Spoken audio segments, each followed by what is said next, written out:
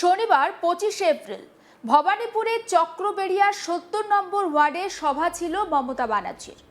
29 April 2026-এ দ্বিতীয় দফার বিধানসভা ভোটের আগের দিনে অন্তত 3 থেকে 4টি জনসভা করেছেন মমতা ব্যানার্জি। এর মধ্যে আবার রয়েছে দলীয় প্রার্থীর সমর্থনে পদযাত্রাও। আর এরই মধ্যে শনিবার রাতে ঘটে গেল সেই অপ্রত্যাশিত ঘটনা, যার জন্য আদৌ প্রস্তুত ছিলেন না এবারের ভোটের অন্যতম চর্চিত বিধানসভা কেন্দ্র ভবানীপুর। কেন বলছি ভাবছেন তো? 70 নম্বর ওয়ার্ডের এই সভায় মমতা যখন মঞ্চে ওঠেন, তখন একই সময়ে ওই চত্বরে অর্থাৎ ভবানীপুরে ছিল মমতার প্রতিদ্বন্দ্বী শুভেন্দু অধিকারীরও সভা। কিন্তু গণতন্ত্র সবারই সভা করার সমান অধিকার দিয়েছে, তাই একই সময়ে দুই যুযুধান শিবিরের শীর্ষস্থানীয় প্রার্থীর সভা থাকতেই পারে, এটাতে ভুল কিছু নয়। কিন্তু এর মধ্যে কোনো ভুল না থাকলেও তাল কেটেছে। মমতা ব্যানার্জির অভিযোগ যে শুভেন্দু অধিকারীর সভায় মাইকের মুখ ছিল মমতা ব্যানার্জির সভামঞ্চের দিকে, যাতে মমতা ব্যানার্জির সভা করতে নাকি কোনো রকম কোনো সুবিধা হচ্ছিল না, তিনি ডিস্টার্ব ফিল করেন। বিষয়টি বুঝতে পেরে শেষ পর্যন্ত কিছুক্ষণ অপেক্ষাও করেন তিনি। সভামঞ্চ থেকে হাত জোড় করে এলাকার মানুষের কাছে ক্ষমা চেয়ে নেন মমতা ব্যানার্জি। এরপরই তিনি বলেন তিনি এইভাবে সভা করতে পারবেন না, তিনি এই অসভ্যতা মেনে নেবেন না, তিনি এর বিরুদ্ধে আইনি পথে লড়াই করবেন। তিনি এও বলেন, আপনারা আমায় ক্ষমা করবেন, অনুমতি নিয়েই সভা করছিলাম, আমি এই অসভ্যতা করতে পারবো না, এই বিষয়ে আইনি লড়াই লড়ব। আমি এই পরিস্থিতিতে সভা করতে পারবো না, আমি এখানে র্যালি করে দেব। আপনারা আমায় ভুল বুঝবেন না, আপনারা আমায় ভোটটা দেবেন।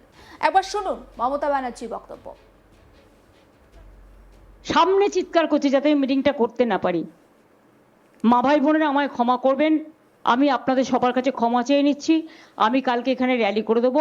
আমি এই অসভ্যতামিটা করতে পারবো না, এটা খুব ইনসাল্টিং, এটা খুব হিউমিলিয়েশন। আমি আপনাদের নমস্কার জানিয়ে আমি বিদায় নিচ্ছি।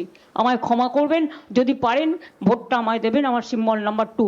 বাট এর প্রতিবাদে আপনাদের কিন্তু ভোটটা দিতে হবে। আমাকে মিটিং করতে পর্যন্ত দিচ্ছে না। আমাকে মিটিং করতে আমি পারমিশন নিয়েছি অফিসিয়ালি, তাও। ফলে এখন প্রশ্ন উঠছে, মমতা ব্যানার্জির নিজের গড় ভবানীপুর, সেখানে সভা করতে এসে এত সহজে জমি ছেড়ে দিলেন কেন? তাহলে কি তিনি আগে থেকেই কিছু আঁচ করতে পেরেছেন? দ্বিতীয় দফার ভোটের আগে কিছু বার্তা কি পেয়েছেন মমতা? নইলে হঠাৎ করে কেন এভাবে শুধুমাত্র বিরোধী শিবিরের মাইকের দোহাই দিয়ে সভা না করেই মঞ্চ থেকে নেমে গেলেন? যদিও এ বিষয়ে রাজ্য বিজেপির সোশ্যাল মিডিয়া অ্যাকাউন্টে একটি ছবি পোস্ট করা হয়েছে, আর যে ছবিতে দেখা যাচ্ছে মমতা ব্যানার্জির সভার বেশিরভাগ চেয়ারই নাকি খালি। ওই পোস্টে আরও লেখা, ডুবতে থাকা নৌকায় কেউ থাকতে চায় না, সবাই সব কিছুর উত্তর দেওয়ার মতো সময়ের জন্য অপেক্ষা করে। ছবিটা দেখাচ্ছি আপনাদের, দেখুন, যে ছবি বিজেপির সোশ্যাল মিডিয়া হ্যান্ডেলে পোস্ট করা হয়েছে। মমতা ব্যানার্জি যখন মঞ্চে বক্তৃতা দিচ্ছিলেন তখনই সভার এই অবস্থা। বিদায় এখন শুধু সময়ের অপেক্ষা। এরপরে প্রশ্ন উঠতে শুরু করেছে, তাহলে সত্যিই কি সভাস্থলে বেশি জমায়েত হয়নি বলেই মমতা সভা না করে মঞ্চ থেকে নেমে গিয়েছিলেন? এদিকে মমতার সভা শেষ না করে এলাকা ছাড়ার খবর পৌঁছে গিয়েছিল শুভেন্দুর কানেও। তিনি শনিবার ভবানীপুরের সভামঞ্চ থেকে বলেন, ভবানীপুর বিধানসভা কেন্দ্রে যে বিজেপি একেবারে বেড়ে গিয়েছে তা ওদের শারীরিক ভাষা বলছে। ভবানীপুরে সভা করার জন্য আমাদের অনুমতি দিয়েছিল, কালীঘাটে সভা করার অনুমতি দেয়নি। এরপরে নির্বাচন কমিশন কালীঘাটের ওসিকে সরিয়ে দিয়েছে। একবার শোনাবো শুভেন্দু অধিকারীর বক্তব্য। ভবানীপুর বিধানসভা কেন্দ্রে যে হেরে গেছে, ওদের বডি ল্যাঙ্গুয়েজ বলছে। আমাদের 73 নম্বর ওয়ার্ডে একটি জনসংযোগ কর্মসূচি ছিল। ভবানীপুর থানার অংশে পারমিশন দিয়েছে, কালীঘাটের অংশে পারমিশন দেয়নি। আর ঠিক তারপরেই কালীঘাটের ওসি গনফট ইলেকশন কমিশন হাটিয়ে দিয়েছে। মাইকে গান বাজিয়েছিল, যতই করো হামলা জিতবে আমার বাংলা। এরা কে? হরিদাস পাল বাংলার, যারা আরবি সংস্কৃতি আর বোরখা সংস্কৃতি পশ্চিমবঙ্গে এনেছে, বাংলাদেশি অনুপ্রবেশকারীদের ঢুকিয়েছে। তারা বাঙালি সংস্কৃতির কথা বলে। আর একটু আগে একটা তোলাবাজ চিটিংবাজ কাউন্সিলর এখানে এসেছিল, আপনারা ভালো করে পালিশ করে দিয়েছেন। 27 তারিখ সন্ধ্যা 6টার পরে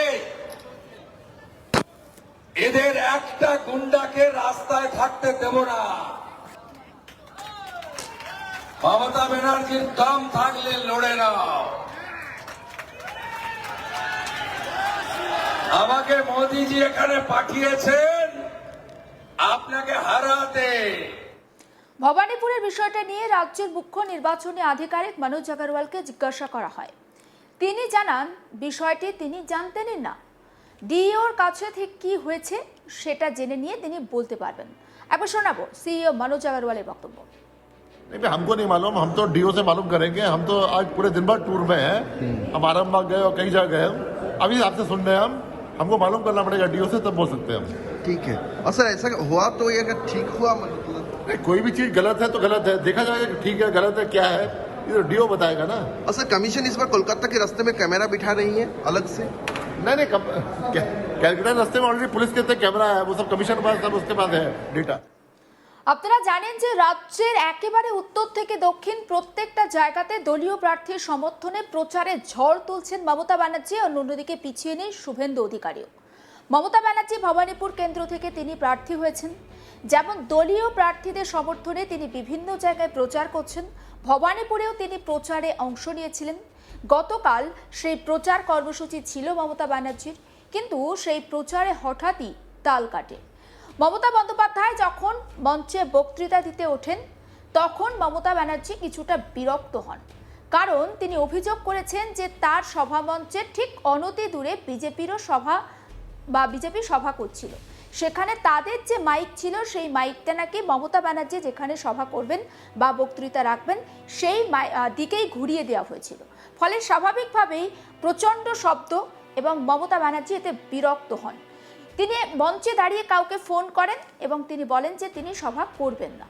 সমস্ত আপডেট পৌঁছে দেবো আপনাদের কাছে। নজর রাখুন আজ তাক বাংলায়, সাবস্ক্রাইব করতে ভুলবেন না।